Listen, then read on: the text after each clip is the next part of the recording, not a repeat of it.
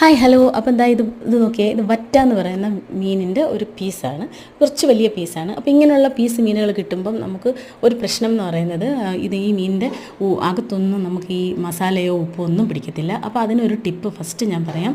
ഒരു ടൂത്ത് പിക്ക് വെച്ചിട്ട് നമ്മൾ ആദ്യം മീനിൻ്റെ ഇങ്ങനെ കുറച്ച് കുത്തി ഒന്ന് ഹോൾ ഉണ്ടാക്കി വെച്ചിരിക്കുക. അതിനുശേഷം ഇതിൻ്റെ മസാല കാശ്മീരി മുളക് പൊടി, പിന്നെ പെപ്പർ, ഉപ്പ്, ഇഞ്ചിയും വെളുത്തുള്ളിയും പേസ്റ്റ്, ഇത് മൂന്നും കൂടെ ഒന്ന് ജസ്റ്റ് മിക്സിയിൽ അരച്ചതിന് ശേഷം ഒരു സ്പൂൺ തൈര് ഒഴിച്ചിട്ട് നമ്മൾ നല്ലതായിട്ട് മിക്സ് ചെയ്തെടുക്കുക. ഉപ്പൊക്കെ കറക്റ്റ് കുറച്ചൊന്ന് കൂടെ നിൽക്കണം. അതിനുശേഷം നമ്മൾ എന്ത് ചെയ്യുക, ഈ മസാല നന്നായിട്ട് ഫിഷിൽ പുരട്ടി കൊടുക്കുക. പുരട്ടി ഇടുന്ന ശേഷം തീയെ കുറച്ചിട്ടിട്ട് എണ്ണയിൽ നന്നായിട്ട് ഫ്രൈ ചെയ്തെടുക്കുക. തീയെ കുറച്ചിട്ടിട്ട് ഫ്രൈ ചെയ്താൽ മാത്രമേ അതിൻ്റെ ഉള്ളെല്ലാം നല്ലതായിട്ട് ഫ്രൈ ആകത്തുള്ളൂ.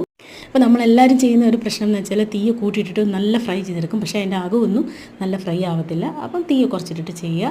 അതിനുശേഷം എന്ത് ചെയ്യുക, ഇതേപോലെ ഫ്രൈ ചെയ്തെടുക്കുക. നല്ല ഇതുപോലെ കറുത്ത ഒരു കളർ വരുമ്പോഴാണ് അത് കറക്റ്റ് ഫ്രൈ ആവുന്നത്. ഇനി ബാക്കിയുള്ള ഒരു സ്മെല്ല് വരാൻ വേണ്ടിയിട്ട് നമ്മൾ കറിവേപ്പില വേണമെങ്കിൽ വെളുത്തുള്ളിയും കൂടി അങ്ങനെ ചെയ്യാം. കറിവേപ്പിലയും വെളുത്തുള്ളിയും കൂടെ വേണമെങ്കിൽ ഞാൻ കറിവേപ്പില മാത്രമേ ഇട്ടിട്ടുള്ളൂ.